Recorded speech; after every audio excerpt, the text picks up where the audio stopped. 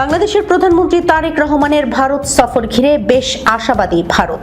এই ইস্যুতে ঢাকার সঙ্গে জোর আলোচনা চালাচ্ছে নয়াদিল্লি। দায়িত্ব নেওয়ার পর প্রথম দ্বিপক্ষীয় সফরে আগামী সপ্তাহের শেষ ভাগে বা সেপ্টেম্বরের প্রথম সপ্তাহে নয়াদিল্লি যেতে পারেন বাংলাদেশের প্রধানমন্ত্রী তারেক রহমান।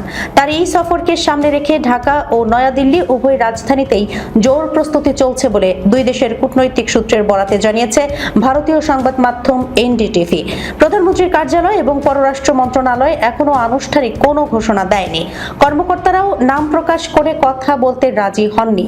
তবে ভারতীয় সংবাদ মাধ্যমগুলো আজ তারেক রহমানের সম্ভাব্য সফর নিয়ে প্রতিবেদন প্রকাশ করেছে।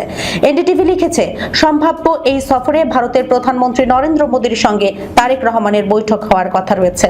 বৈঠকে দুই দেশের দ্বিপক্ষীয় সম্পর্কের বিভিন্ন বিষয় নিয়ে আলোচনা হতে পারে।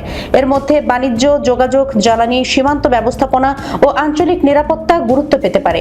সব ঠিক থাকলে প্রধানমন্ত্রী হিসেবে এটাই হবে তারেক রহমানের প্রথম ভারত সফর। দুই প্রতিবেশী দেশের সম্পর্কের গতিপথ নির্ধারণের ক্ষেত্রেও এই সফর তাৎপর্যপূর্ণ হয়ে উঠবে বলে মনে করা হচ্ছে।